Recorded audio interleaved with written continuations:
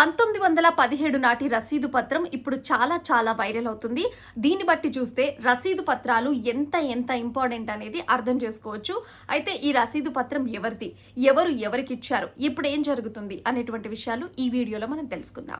June 4, 1917 సంవత్సరానికి సంబంధించినటువంటివి ఈ రసీదు పత్రాలు. ఫస్ట్ వరల్డ్ వార్ జరిగే సమయంలో బ్రిటిష్ ప్రభుత్వం మధ్యప్రదేశ్లోని సెహూర్కి చెందిన సేద్ జుమ్మాలాల్ రుదియా నుంచి 35,000 రూపాయలు అప్పు తీసుకున్నట్టు ఈ రసీదు పత్రంలో ఉంది.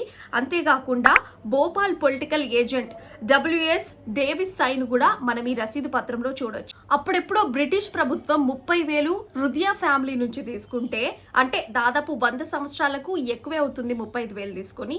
సో వడ్డీతో కలిపి ఇప్పుడు ఎంత అవుతుంది అనుకుంటున్నారు? దాదాపు 100 కోట్లు అవుతుంది.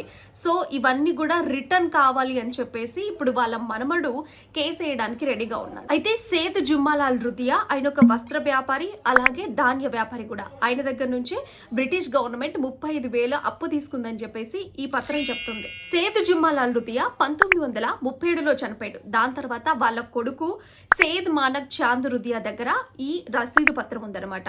సో ఆయన 2013 వరకు కూడా ఆయన భద్రపరిచారు. దాని తర్వాత ఆయన చనిపోయిండు.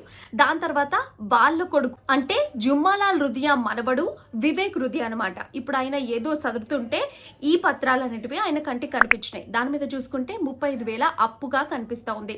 సో ఇప్పుడు ఈ వివేక్ రుదియా అంటే రుదియా మనవడు ఏం చేయబోతున్నాడు అనంటే, ఇంటర్నేషనల్ న్యాయస్థానాన్ని ఆయన ఆశ్రయించడానికి రెడీగా ఉన్నాడు. అంటే బ్రిటిష్ గవర్నమెంట్ కి లీగల్ నోటీసులు పంపించడానికి రెడీగా ఉన్నారు. అంటే 35,000 అప్పుడెప్పుడో అప్పుగా తీసుకుంటే కొన్ని 100 కోట్లు ఇప్పుడు వస్తాయన్నమాట.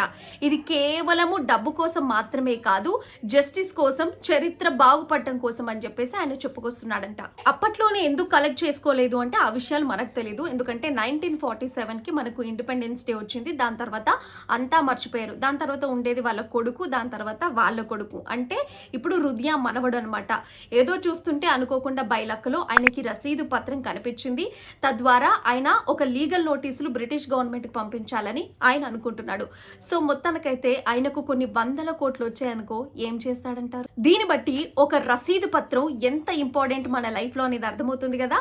అందుకనే మీరు ఎప్పుడైనా కానీ ఏ ప్లేస్కి పోయినా కానీ ఒక రసీదు పత్రం తీసుకోవడం అలవాటు చేసుకోండి. అది ఎప్పుడైనా మంచి చేస్తుంది.